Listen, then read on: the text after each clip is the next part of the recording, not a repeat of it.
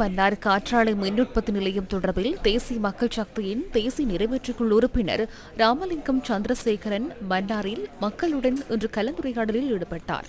காற்றாலை மின்சாரம், கனிய மணல் அகழ்வு, காணி அபகரிப்பு, காடழிப்பு, இந்திய இழுவைப் படகுகளின் அத்துமீறல்கள் தொடர்பில் மன்னார் பிரஜைகள் குழுவின் அலுவலகத்தில் இந்த கலந்துரையாடல் இடம்பெற்றது.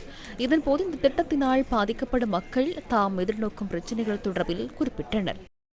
தற்பொழுது மக்கள் மிகவும் எதிர்நோக்கின்ற பாரிய அழிவை கொண்டு வருகின்ற காற்றாலை உயர் மின்வலு திட்டங்கள், அடுத்ததாக கனியமண் அகழ்வு திட்டங்கள் என்று பல்வேறு சுயநல நோக்கங்களுக்காக காணிகள் பலவந்தமாக அபகரிக்கின்ற நிலை ஏற்பட்டு கொண்டிருக்கிறது. முதலாவது அரசினால் செய்யப்படுகின்றது. அடுத்தது தனிப்பட்ட அதிகாரமுள்ள பின்பலத்திலே அரசியல்வாதிகளுடைய செல்வாக்குள்ள பலர் பல்லாயிரக்கணக்கான காணிகளை தன்வசப்படுத்துகின்ற ஒரு நிலை ஏற்பட்டு கொண்டிருக்கிறது.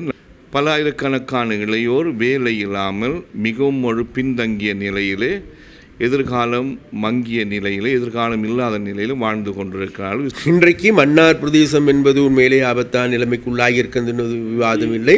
அப்போ அந்த மன்னார் பிரதேசத்திற்கு அந்த ஆபத்துக்காலுக்கான பிரதானமான காரணியாக இன்றைக்கு திகழ்வது காற்றாலை மின் நிலையங்கள் அமைப்பது என்பது வேறு எதுமல்ல, அதானி கம்பெனி மூலமாக இந்த காற்றாலை மின் நிலையங்களை அமைப்பதற்கான நடவடிக்கை எடுத்திருக்கின்றார்கள்.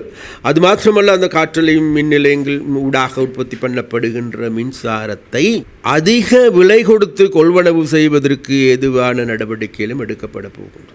இந்த அதானி நிறுவனம் என்பது இந்திய மக்களாலேயே தூற்றப்படுகின்ற ஒரு அமைப்பு நிறுவனம். அப்போ அதன் மூலமாக எங்களுடைய நிலத்தையும் கொடுத்து, எங்களுடைய பிரதேசத்தையும் கொடுத்து, எங்களுடைய எதிர்காலத்தையும் அடமான வைத்து, அந்த அடமான வைப்பதன் மூலமாக அவர்கள் உற்பத்தி செய்யப்படுகின்ற மின்சாரத்தையும் அதிக விலை கொடுத்து கொள்வனவு செய்து பாடுகளாகும்.